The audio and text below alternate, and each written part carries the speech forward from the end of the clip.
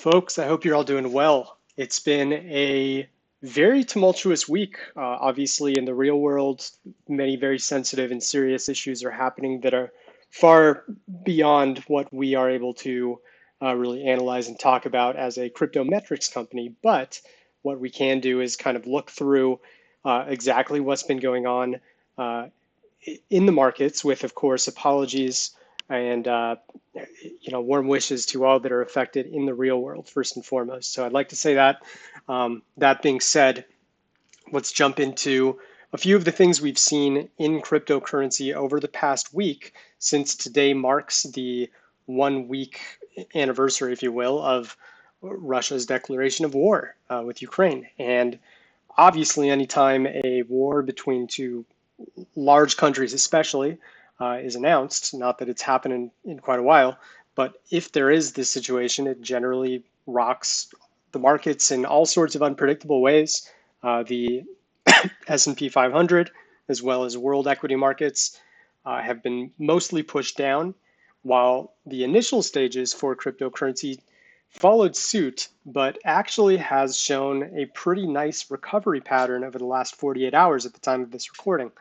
This is encouraging for a few reasons, uh, mainly the fact that it is becoming less correlative with what's going on in the equities world is a very promising sign. Generally, bull runs occur most prominently when there is little reliance on what is happening in traditional markets and equities and things that are not related to cryptocurrency, or at least not part of the same sector. And when there's a tight correlation, like there was for most of the past month up to these last few days, that's when prices tend to be pushed down, as they were for really the last 3 months, ever since the all-time high occurred in mid-November. It's been, uh, believe it or not, about 3.5 months since that all-time high occurred, over 3.5 months. So that being said, we'll just go through a few different things. I want to try something a little different, go through the article that we posted the day that the news broke about the war. And then we'll talk about a few trends and then actually go through a few different tweets that we put out covering the situation as things progressed over the past week, because they really highlighted the twists and turns that the markets took. So beginning here, we obviously talked about how this reaction was pretty sudden, and the initial 12 to 15 hours, I believe, there was a huge downswing in prices, followed by an upswing. And as there was just starting to be an upswing, we talked about how there were some pretty big similarities between what was going on between Black Thursday back in March of 2020, when the world became, the mainstream world, I should say, became knowledgeable of COVID-19 and the pandemic, and what kind of serious threat it was to the world. And the initial reaction was far bigger than what it was for this war, but it had a similar trajectory where everything plummeted and then very quickly recovered, to the surprise of many. Even the whales were kind of left kind of emptying their bags and watching the price recover quicker than expected. And that's kind of what occurred here too. Prices recovered.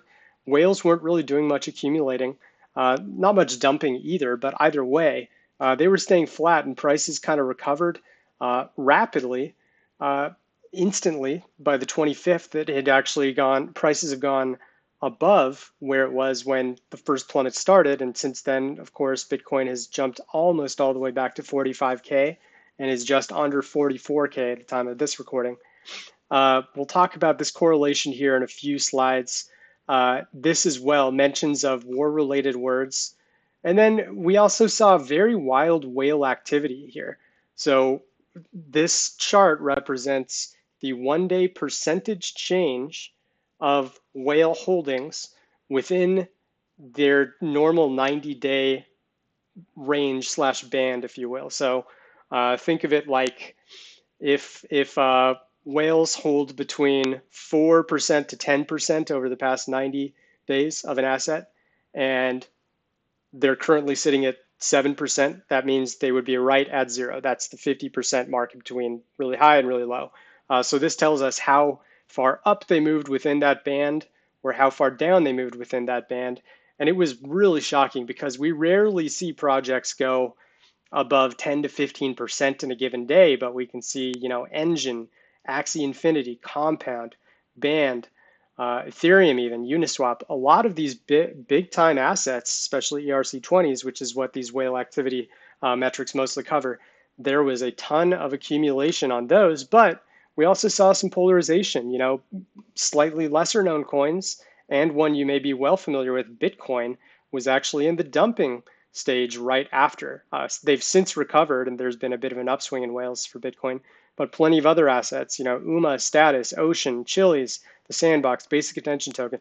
This all happened right after the war news was broken, and obviously it created some volatility all over the markets. And most people who stood tough, of course, came out on top here, at least for now. So that was very interesting to see. Okay, so that was, a quick update on the article. In case you missed it from last week, it's still very relevant to what's happening right now. So I suggest you check it out. On top of that, as I mentioned, we looked at social mentions of keywords related to the war. Russia, Ukraine, Putin, Zelensky. I plotted them all here on this chart to show the overall amount of social volume over time for these keywords. You can see they were actually really, the long peak happened, of course, right when the news broke here on the 24th, started to fade out as people essentially said, well, I guess the war news doesn't matter so much. Yes, it mattered to them in real life, but remember that this is measuring how much discussion is happening related to these words on crypto platforms. And crypto platforms essentially started to ease up here. Huge spikes here as more news broke and some progress on the war that I don't want to sound like I'm not an expert on, but I know it was a large news day on the 26th and 27th, especially here after prices started to fall. Long story short, as long as these spikes occur, there's going to be some major volatility. And yes, prices actually surged when people were fudding here on the 28th, fear, uncertainty, doubt. And ever since then, social volume has began to ease. Overall, I'd be looking at the long term to see whether there is a continued high overall amount here or whether things start to subside. It may not, fall back to neutral until there's actually a sign that war is ending, which who knows, we can't predict the future as to whether that'll occur. But for now, as long as these mentions are high, volatility will be a thing. So keep that in mind. And I think that these four terms, you could even include war if you'd like, can be really interesting. You can also scroll down and you can see where the social volume is coming from. Telegram hasn't talked about it much at all since the news broke, while Reddit and Twitter have had more sustained conversations. All right, and now for a few posts and some things that we covered over the past week. This was put out today. It was a spike in the short direction earlier today, about 10 hours ago. And prices actually kind of stayed flat. All of a sudden, we saw a huge funding rate switch in the other direction. It didn't appear to be due to liquidations because prices actually went the direction of this huge spike downward. And then it didn't have much liquidation effect here either. So this might have just been some large trader indecisiveness going on. And I found it interesting, even though, prices didn't move against the direction of these Bitcoin average funding rates the way it normally would. So that's what you'd see in blue. Purple line is the average altcoin funding rates of the top 100 or so assets that we have relevant data for on the funding rate metric. So they've been relatively flat. You could see people were starting to get pretty greedy here, and most were actually rewarded. The past 24 hours haven't been too bad for altcoins at all. The last few hours, right before this recording, I've started to see a bit of a downturn. But regardless, I think it'll be very relevant to keep an eye on average funding rates. So super interesting to just keep in mind right here. All right. This shows the weighted social sentiment per week over the past year for Bitcoin specifically. And what this does is measure the overall social volume of Bitcoin multiplied by the ratio of positive versus negative commentary. And we saw that mostly things were dropping uh, pretty significantly. Obviously, right when the war news broke, which was this current week highlighted, this was the most negative since October 2020. So we're talking about uh, give or take a 16-month low in negativity. And sure enough, we know what happened from here. This was posted on the 28th. Uh, the last 48 hours since it was posted, prices have gone up like this.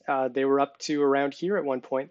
So that's kind of the bullish signal that you want to be looking for, or bearish signal if you see a lot of euphoria up here. Look for when there's blood in the streets. Warren Buffett said it. Many major investors have said it. Doesn't matter what sector you're in. When there's a lot of doubt toward an asset, that can often be the time to buy into the crowd fear. This is simply just a highlight of some of the top caps following that 16-week or 16-month negative, lowest negative sentiment toward Bitcoin. You can see just how much prices rose pretty much immediately after that week was wrapping up. And it got to a 1 week high. I think most prices are at 1 month highs or so by now, give or take, might be a little less, 3 weeks or so. But regardless, this just highlights the impact, especially altcoins really, really have surged um, since that point of major FUD. And then here we see the correlation between gold and S&P and Bitcoin. This was on the 27th when it was posted, and we saw that pretty quickly afterwards, the S&P kind of stayed around here, actually went down a little bit, while Bitcoin has absolutely soared. I shouldn't say, absolutely soared, but it's jumped to a high enough degree where that correlation is pretty non-existent, at least for now. So if we see a sustained duration of time where the prices are not fluctuating together and in unison, that's only going to be a great sign that Bitcoin is starting to act on its own accord once again. We also can see that there was a massive circulation spike for Bitcoin that actually was the highest in 9 months. This is a weekly chart, mind you. So the past week essentially was ultimate polarization for Bitcoin holders, traders, what have you. And it was the most unique amount of Bitcoin moved from address to address since May of 2021, when, for those who remember, there was that initial drop below 50K, got all the way down to around 30K before that drop was over with. So this was obviously significant and highlighted just how indecisive traders had become. And then finally, I wanted to put a slight highlight on whale transactions. The way we look at this is any BTC transactions that are over $100,000 highlighted in blue and over $1 million highlighted in yellow. Keep in mind, these are on their own axes, so don't compare the two. Just understand how they each look compared to their specific highs over the past 3 months. And it may not have been the absolute highest spike like we saw in early December, late November, but this was enough to give us a month high in the amount of whale transactions that coincided perfectly with the war news. And that would make perfect sense to align with this earlier chart that we discussed here, where we saw just massive swings in whale holdings, either going in the direction of accumulation or the direction of dumping. So that's just a quick snippet on what we're seeing right now for the war. Hopefully this was helpful, guys. If you have more metrics that you'd like us to take a look at, don't be afraid to just ask, and we will cover anything and everything. Stay tuned for This Week in Crypto on Friday, and we will put up a poll tomorrow to see what kind of assets you'd like us to highlight further. I wish you all the best. Please stay safe now more than ever, and we will talk to you soon.